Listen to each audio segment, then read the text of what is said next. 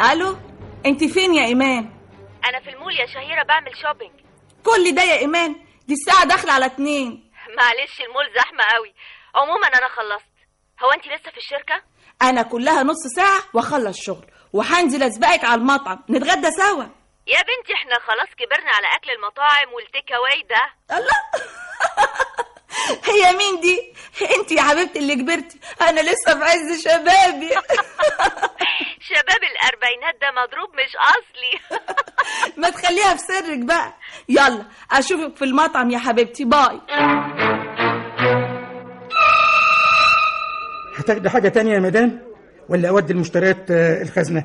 لا خلاص وديه علشان احاسب. من فضلك لو سمحت، فين قسم المشروبات؟ سيادتك عاوز ايه بالظبط؟ عاوز بن ايه ده مش معقول. ايمان؟ هي ايمان؟ مش ممكن. اكيد هو، نظراته ليا بتقول كده. محمود البن هناك يا استاذ. في الست هتبص الراجل بجرأة كده، اللي كانت عارفة هي ايمان، هي حب الاول والاخير. يا ترى هزت راسه ليا دي عشان تأكد لي انك انت محمود حبيبي؟ الله، ده بيقرب مني. اديك قدامها تماما وعينك في عينها. محمود؟ ايمان؟ ياه، بعد كل السنين دي كم سنة يا محمود؟ هتعرفي لو بعدت عينيك بره المول وشفت الشاب والشابة اللي قاعدين على البحر، بحر اسكندرية الحنان، بيرسموا بعينيهم المستقبل على صفحة الماء.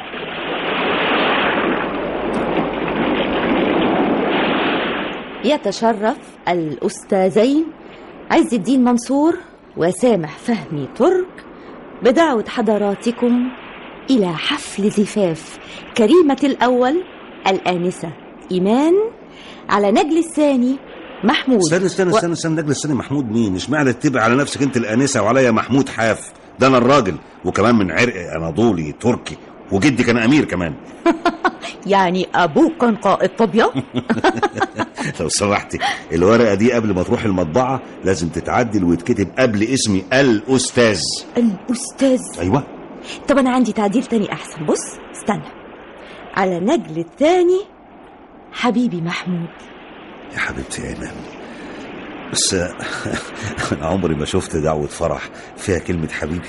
دي مش مجرد دعوة فرح يا أستاذ، دي وثيقة عشرة عمر ابتدى بالحب وما ينتهيش غير بيه.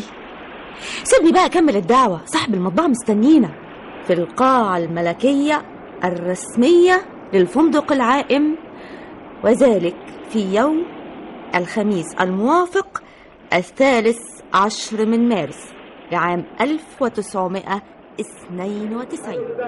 حسابك يا هانم 470 جنيه. يا هانم. اتفضل. خبر، ده احنا بقينا فرجة. إيمان فاكرة آخر يوم اتقابلنا فيه من 25 سنة؟ أيوة، كازينو روميو وجولييت اللي في وسط المية، بعد أنا ما استلمت فستان الفرح وأنا اشتريت البدلة. تفتكر الترابيزة اللي تعودنا عليها وشهدت على كل أسرار حبنا لسه موجودة يا إيمان، ما تزحزحتش سنتي واحد. تعالي يا إيمان، تعالي شوف بنفسك.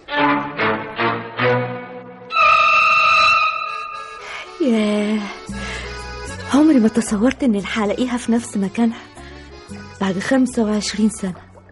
لكن إيه ده؟ أنت كنت متأكد من كده إزاي؟